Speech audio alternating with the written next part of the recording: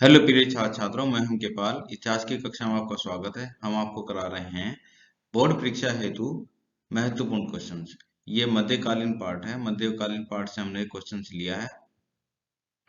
अब प्रिय छात्र छात्रों, आप क्वेश्चन को देखने से पहले आप अपने साथ में एक नोटबुक रख लीजिए और सभी महत्वपूर्ण बिंदुओं को उसमें नोट करते हुए चलिए। आगे चलते हैं। हमारा क्वेश्चन है आज का हमारा क्वेश्चन है, मुगल अभिजात वर्ग के विशिष्ट लक्षण क्या थे? बादशाह के साथ उनके संबंध किस प्रकार बने? ये हमारा क्वेश्चन है, मोस्ट इम्पोर्टेंट है। आगामी परीक्षा में आने की पूरी पूरी संभावना है। आप इसको ध्यानपूर्वक अध्ययन कीजिए। उत्तर प्रारंभ करते हैं। इसका उत्तर हम सबसे पहले आप अभिजात वर्ग की परिभाषा दीजिए कि अभिजात वर्ग किसको कहा जाता था, अभिजात वर्ग क्या था। ये आपका 2 अंक में भी पूछा जा सकता है अलग से कि अभिजात वर्ग के विषय में आप क्या जानते हैं। तो यहाँ पर आप इसकी जो डेफिनेशन है, इसकी जो परिभाषा है, उसको लिख देंगे। मुगल दरबार का एक महत्वपूर्ण स्तंभ इसके अधिकारियों का दल था। यानी कि मुगल दरबार में रहने वाले जो महत्वपूर्ण अधिकारियों का एक दल था, जिसे इतिहासकार सामूहिक रूप से अभिजात वर्ग कहते थे। जिसे इतिहासकार सामूहिक रूप से अभिजात वर्ग कहते थे।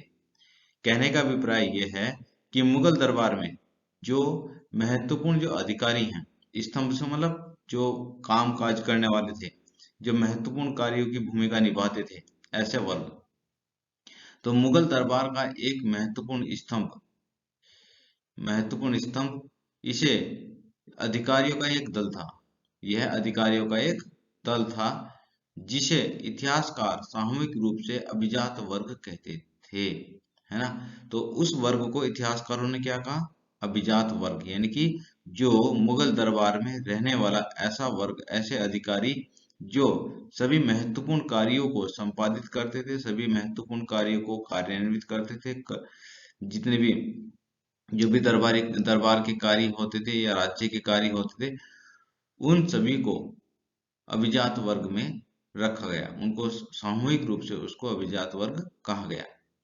आगे बात करते हैं। तो यहाँ पर बताया गया कि मुगल दरबार में देशी और विदेशी दोनों प्रकार के अभिजात समूह से भर्ती होती थी। मुगल दरबार में जो भर्तियां होती थी, वहां पर भारतीय जो अभिजात वर्ग था उससे भी भर्ती होती थी, और जो विदेशी अभिजात वर्ग के लोग थे उनको भी यहाँ पर मुगल दरबार में भर्ती की जाती थी। तो हम देखते हैं कि मुगल दरबार में देशी और विदेशी दोनों प्रकार के अभिजात वर्गों से भर्ती यहाँ पर हमें दिखाई दी। ये दोनों जगहों से देशी और विदेशी लोग जो थे, अभिजात वर्ग के लोग थे, उनको यहाँ पर भर्ती किया गया था। अभिजात समूहों को स्वयं बन जाते थे योग्यता के आधार पर, क्योंकि जब उनके अंदर वहां पर ये देखा जाता था कि जिस किसी कार्य में वह व्यक्ति अच्छी तरह से पारंगत होता था और उसको दरबार में स्थान प्राप्त हो जाता था, तो वह अभिजात वर्ग में शामिल हो जाता था। तो वह व्यक्ति विदेशी भी हो सकता था और देशी भी हो सकता था, यहाँ अपने देश का भी हो सकता था। तो यह बात कही। फिर बात करते हैं, एक पुस्तक का वर्णन करते हैं यहाँ पर, जिसमें बताया गया है कि मुगल दरबार में अभिजात वर्ग होते थे। कौन होते थे? तो चंद्रभान ब्राह्मण ने शाहजहां के शासनकाल के दौरान लिखी अपनी पुस्तक चार चमन में मुगल अभिजात वर्ग का वर्णन किया है।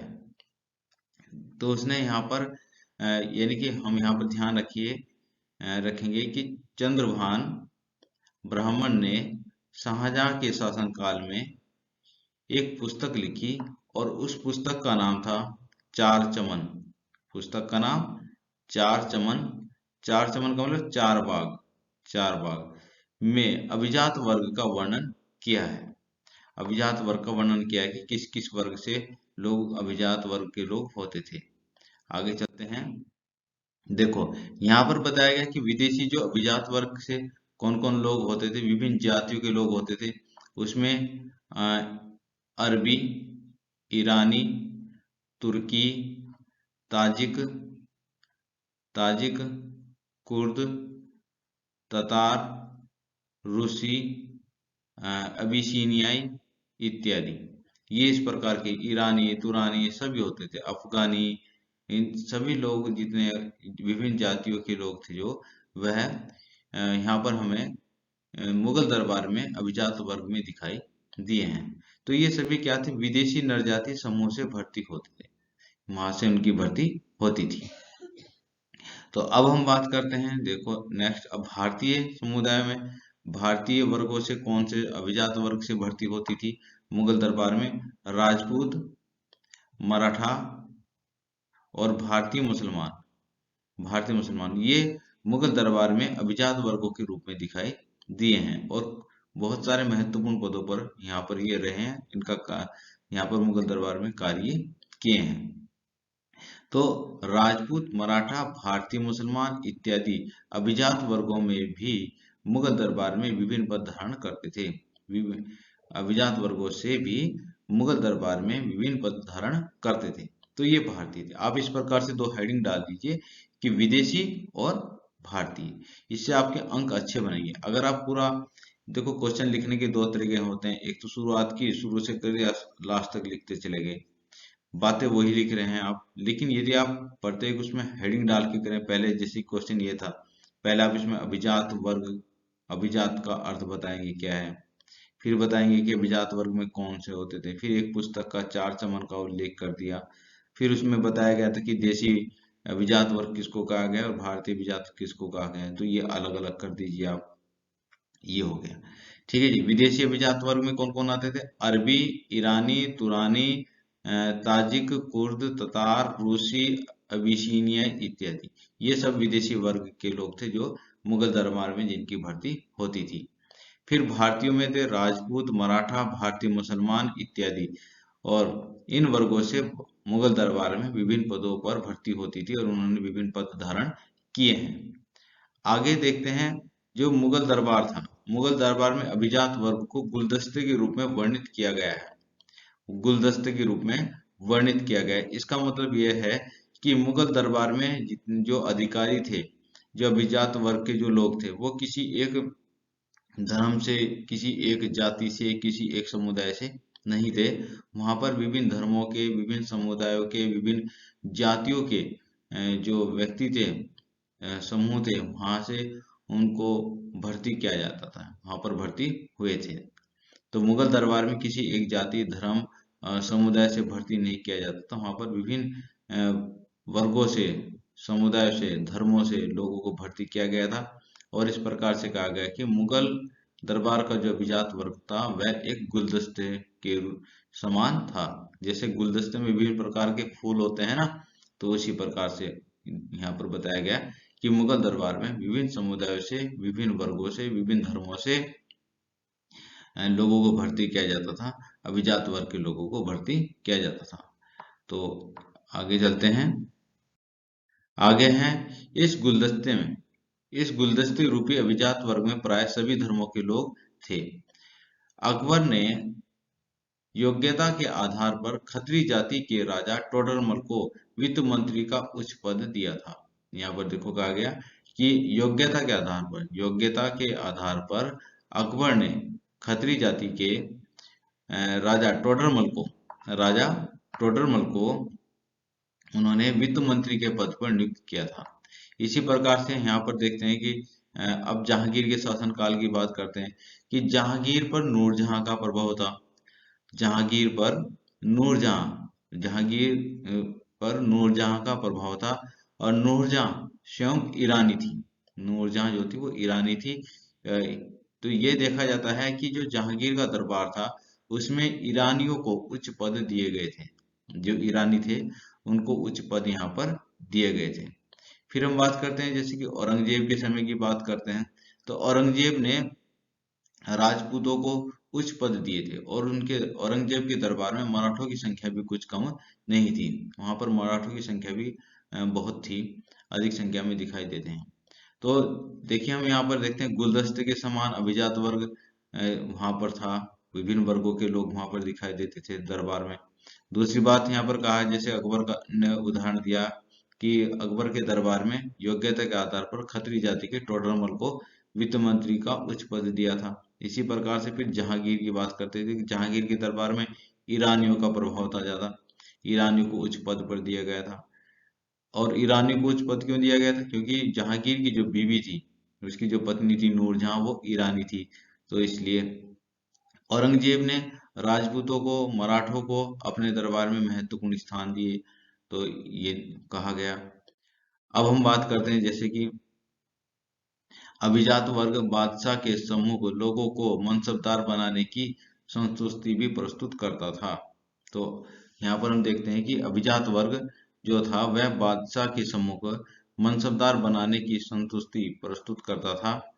और सभी, अब यहाँ पर क्या था कि जो मनसबदार होते थे, यहाँ पर आपका 2 अंक का क्वेश्चन अलग से पूछा जा सकता है, उसकी परिभाषा भी आपको यहाँ पर मिल जाएगी कि मनसबदार क्या है। 2 अंक में अगर पूछा गया इतना, तो आप यहाँ पर बताएंगे इसको, वो यहाँ से आपको उत्तर मिल जाएगा। सभी सरकारी अधिकारियों के दर्जे और पदों में 2 तरह की संख्या विषयक ओहदे होते थे। सभी सरकारी अधिकारियों के दर्जे रूपी पदों दर्जे रूपी पदों में यहाँ 2 तरह की संख्या विषयक ओहदे होते थे। एक तो होता था जात, क्या होता था? एक जात होता था, और एक होता था सवार, जिसको हम सवार बोलते हैं। जात और सवार दोनों ही मनसबदारी के 2 पद होते थे। जात से मतलब ये होता था कि शाही पदानुक्रम में अधिकारी के पद, और सवार से यह पता चलता था कि उससे जो सेवा ली जाएगी उसके अंदर में, उसके नियंत्रण में जो घुड़सवार कितने वह रख सकता है। तो यहाँ पर जात और सवार से तो पद का पता चलता था कि उसका पद कितना है, और जात से यह पता चलता था कि उसका पदानुक्रम में कौन सा पद है, और सवार से यह पता चलता था कि वह व्यक्ति क्या सेवाएं दे रहा है। घुड़सवार जो है उसके पास में कितने घुड़सवार हैं, वो कितने घुड़सवार रख सकता है, तो ये सब चीजें सवार से पता चलती थी। तो जात और सवार को मिलाकर के ही मनसबदार बनता था। यह मनसबदारी पद्धति में जात और सवार 2 पद थे, और उनको मिलाकर के ही मनसबदार बनते थे। अब यहाँ पर कहा गया है कि क्योंकि मनसबदार तो सब होते थे वहां पर, मनसबदार तो 10 रुपए का, 100 रुपए का मनसबदार भी था, तो 10 का मनसबदार, 100 का मनसबदार, ऐसे भी थे। लेकिन जो अभिजात वर्ग में कौन से लेवल से अभी मनसबदार आने प्रारंभ हो जाते थे, तो यहाँ पर देखा गया है कि 100 100 या उससे ऊपर 100 या उससे ऊपर जात 100 या उससे ऊपर जात वाले मनसबदार अभिजात वर्ग कहे गए। अभिजात वर्ग में उनको शामिल किया जाता था। 100 या उससे ऊपर वाले जो मनसबदार होते थे, जो मतलब जो जात जात के आधार पर पदानुक्रम निर्धारित होता था ना, जात के आधार पर। तो जैसे यहाँ कहा गया कि जात शाही पदानुक्रम में अधिकारी के पद को निर्धारित करता था। तो यहाँ पर ये कहा गया कि जिस व्यक्ति का जात 100 होता था या 1000 होता था, हाँ, जैसे कि जिस व्यक्ति का जो जात होता था 1000 या उससे ऊपर जात वाले मनसबदारों को अभिजात कहा जाता था। अब आगे चलते हैं। अब देखते हैं कि बादशाह से उनके किस प्रकार के संबंध थे।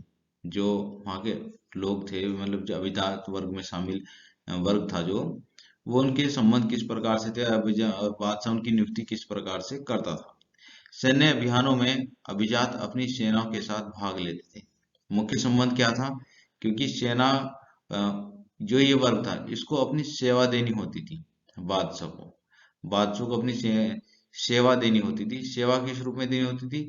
कि जो सैन्य अभियान होते थे, जैसे युद्ध होते थे, उस युद्ध में वह अपनी सेनाओं को भेजते थे बादशाह के लिए, और इस प्रकार से बादशाह के साथ उनके संबंध स्थापित होते थे। तो सैन्य अभियानों में अभिजात अपनी सेनाओं के साथ भाग लेते थे, तथा प्रांतों में वे साम्राज्य में अधिकारियों के रूप में काम करते थे। और साथ ही साथ क्या करते थे? प्रांतों में और साम्राज्य में अधिकारी के रूप में काम करते थे। तो यहाँ पर देखो, जिस समय युद्ध होता था, तो उस समय तो ये अभिजात वर्ग अपनी सेना के साथ में भाग लेता था, युद्ध में भाग लेगा, सैन्य कार्यवाही में भाग लेगा। और सामान्य परिस्थिति में यह वर्ग प्रांतों में और साम्राज्य के अधिकारी के रूप में काम करता था। यानी कि सेना में एक कमांडर होता था, कमांडर के रूप में काम करेगा, और सामान्य परिस्थिति में एक अधिकारी के रूप में कार्य करता था। बादशाह स्वयं अपने अधिकारियों के ओहदे, पदवियों और आधिकारिक नियुक्तियों के बदलाव का पुनर्निरीक्षण करता था। तो बादशाह जो था वह स्वयं अपने आप ही वह अधिकारियों के ओहदे, उसको क्या ओहदा दिया जाना है, जैसे अधिकारियों को ओहदे दिए जाते थे, कुछ पदवियां दी जाती थी और अधिकारियों की नियुक्ति की जाती थी, तो वह पूरी तरह से बादशाह के नियंत्रण में होती थी। बादशाह उनमें बदलाव कर सकता था, कोई भी उनका पुनर्निरीक्षण कर सकता था, बादशाह उनका ट्रांसफर कर सकता था, एक जगह से दूसरी जगह उनको भेज सकता था। ये सब कार्य बादशाह के नियंत्रण में होते थे। और अधिकांश थे इसमें जो ये अधिकारी होते थे, घुड़सवारों को ज्यादा महत्व वहां पर दिया जाता था। मुगल काल में घुड़सवार जो मतलब मनसबदार जो व्यवस्था थी, उसमें घुड़सवारों को ज्यादा महत्व दिया जाता था। ये देखा जाता था कि उसके पास में कितने घुड़सवार हैं, वह कितने अच्छे घोड़े हैं। घोड़ों को दागने की प्रथा भी यहाँ पर थी। उसको ये देखा जाता था कि कितने उसके पास हथियार हैं, हथियार से सुसज्जित घुड़सवार है, तो उनको यहाँ पर महत्व दिया जाता, उनको ओहदे दिए जाते थे। अब देखते हैं कि जो मनसब प्रथा थी, मनसब प्रथा की शुरुआत करने वाले अकबर ने अभिजात वर्ग के कुछ लोगों को शिष्य की तरह मानते थे और उनके साथ आध्यात्मिक रिश्ते के रूप में अपने आप को जोड़ा उन्होंने। तो यहाँ पर कहा गया कि मनसब, देखो मनसबदारी प्रथा किसने प्रारंभ की? अकबर ने प्रारंभ की अभिजात वर्ग के साथ में। और वह अभिजात वर्ग को एक तरह से ऐसे नहीं कि मतलब वो उसके अधीनस्थ हैं, वो अपने शिष्य के रूप में उनको देखता था, अधीनस्थ के रूप में नहीं, वो अपने शिष्य की तरह उनके साथ में व्यवहार करता था अकबर। तो आगे चलते हैं, हम देखते हैं कि जो जितने भी वर्ग हैं यहाँ पर, सेवा में आने वाले इच्छुक व्यक्ति एक अभिजात के जरिए याचिका देता था। जो कोई व्यक्ति इच्छुक व्यक्ति है और वो दरबार में आना चाहता है, दरबार में अपनी सेवाएं देना चाहता है, तो वह किसी अभिजात वर्ग के अभिजात से किसी अभिजात के जरिए अपनी याचिका देता था, जो बादशाह के सामने तजवीज प्रस्तुत करता था। अगर याचिकाकर्ता को सुयोग्य माना जाता था तो उससे उसको मनसब प्रदान किया जाता था, यानी कि उसे मनसब प्रदान किया जाता था। ऐसी परिस्थिति, यानी कि जब कोई व्यक्ति अगर दरबार में कोई कार्य करना चाहता था और वह किसी कार्य में पारंगत था, योग्य था, उसके पास योग्यता होती थी, तो वह डायरेक्ट नहीं जाता था, वह किसी अभिजात के जरिए, कोई भी अभिजात होता था उसके जरिए अपनी याचिका प्रस्तुत करता था, उसका रेफरेंस दे करके तो अपना अ, याचिका प्रस्तुत करता था और फिर बादशाह के सामने प्रस्तुत किया जाता था उसको। जब बादशाह के सामने प्रस्तुत किया जाता था तो याचिकाकर्ता को उसकी परीक्षा ली जाती थी, उसको देखा जाता था कि ये याचिकाकर्ता अगर योग्य है, सुयोग्य है, तो तब उसको मनसब प्रदान किया जाता था। तो ये सब कार्य बादशाह के नियंत्रण में होते थे। हालांकि कुछ इनके जो अपने एक आधिकारिक मंडल होता था पूरा, मंत्री कुछ उसमें महत्वपूर्ण मंत्री हुआ करते थे, जो इन सब कार्यों को करने में उनकी भूमिका रहती थी। लेकिन इसमें सभी कार्यों में सबसे अंतिम निर्णय जो है वह बादशाह का ही होता था। जो बादशाह को सलाह देने वाले महत्वपूर्ण जो अधिकारी होते थे, जैसे मीर मक्सी होता था, दीवान आला होता था, सदर सुदूर होता था, ये महत्वपूर्ण अधिकारी होते, मंत्री होते थे, जो बादशाह के सामने किसी भी व्यक्ति की जो अभिजात वर्ग में आना चाहता था, बादशाह के दरबार में अपनी सेवा देना चाहता था, उसकी यह यहाँ पर याचिका प्रस्तुत करते थे, इनके द्वारा याचिका प्रस्तुत होती थी। यह सभी कार्य की जांच करते थे उसके और बादशाह के सामने उसको प्रस्तुत करते थे। फिर जाके बादशाह भी कुछ उससे, जैसे एक तरह से इंटरव्यू होता है, उस तरह से उसके कार्य और उसकी जो जो उसकी कार्यशैली थी, उन सब चीजों की जांच करके उसकी व्यवहार को देख करते हुए और बाद में उसको मनसब प्रदान किया जाता था, यदि वह सुयोग्य है तो इस प्रकार से इनकी भर्ती यहाँ पर की जाती थी। फिर ये छात्राओं, ये हमारा क्वेश्चन हो चुका है, आप इसको 2-3 बार जरूर देखिए, महत्वपूर्ण क्वेश्चन है ये, और आप इसी प्रकार से आप हमारे साथ में जुड़े रहिए। प्रिय छात्र छात्राओं, यदि अभी तक आपने हमारे चैनल को सब्सक्राइब नहीं किया तो चैनल को सब्सक्राइब कर लीजिए, इसको लाइक कीजिए और शेयर भी कीजिए। प्रिय छात्र छात्राओं, क्वेश्चन बहुत महत्वपूर्ण है, आप इसको अवश्य देखिए। वीडियो को देखने के लिए धन्यवाद।